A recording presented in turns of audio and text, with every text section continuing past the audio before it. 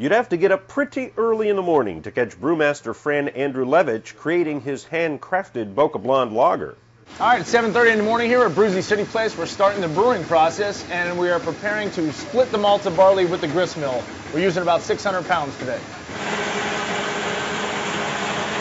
The grist mill, as it's splitting the malted barley, it drops into an auger, which is more of a conveyor belt, and it transfers it from point A to point B, which is the mash kettle.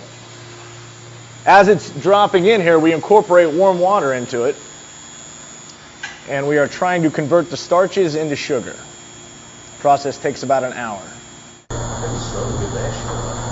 And it would take even longer to explain it all in detail. So suffice it to say, after 10 years concocting decoction mashes, Fran knows what he's doing in the brewery, helping Brewzzi City Place and Boca Raton to be the only remaining large brewery restaurants in Palm Beach County. Why has Brewzzi survived? So just the concept as a whole, it's very strong, it's always fresh, it's fun, we're trying new things with the food and with the beer at all times. Mike Silvernail felt cooped up in his office job after 7 years and always had a passion for quality beer, so he tried a new career.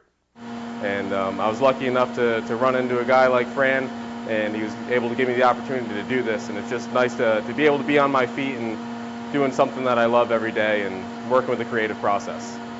The best part of this process is you can drink it. Boca Blonde is a nice, crisp, clean German lager, good for the starter, the novice who's just getting into microbrews. The City Fest is a Meritzen Oktoberfest style, like a Sam Adams, malty, a little bit nutty, and some biscuity tones to it. The Black Duke is more of a brown lager, just a real good drinking brownish black lager with hints of chocolate and roast. And we also have our Tropical Madness, which this month is a blueberry, so it's a lighter lager with just a hint of the blueberry, real nice and refreshing.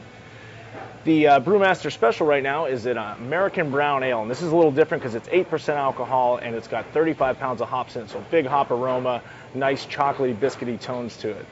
The Brewzzi Reserve we have is the Belgian pumpkin, believe it or not. We mashed in 70 pounds of real pumpkin and we added the spices, nutmeg, cinnamon, and clove, and we also boiled those in at the end. Also a big beer at 8% and with a twist of a Belgian-style yeast, which makes it a little fruity. Very nice. And to learn more, you're going to have to come here and try them. Believe it or not, some people who come to Brewzzi are still in the grip of mass-produced, watered-down swill. It's almost an everyday situation. You get a lot of people that walk in here, they can sit right next to the brewery and go, can I get a Miller Lite on draft? Kenny St. Cyr has been a bartender at Brewzzi for over 5 years, with time off for a stint as a U.S. Marine and a tour of duty in Iraq. And be it as a soldier or beer aficionado, Kenny still loves winning over hearts and minds. My favorite part is when I get a Miller Lite drinker and I hand them our Dunkel, and they realize how smooth it is. When you see them take that first sip and they put it down, they smile and they're like, that's delicious. It's nice. Kind of introduce them to a whole new world.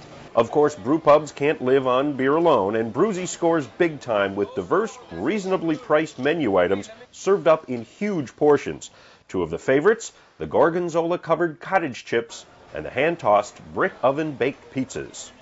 Along with a big, airy dining room, there are bars inside and outside to grab a fresh brew, soak in the atmosphere, and enjoy the results of the ongoing creative process.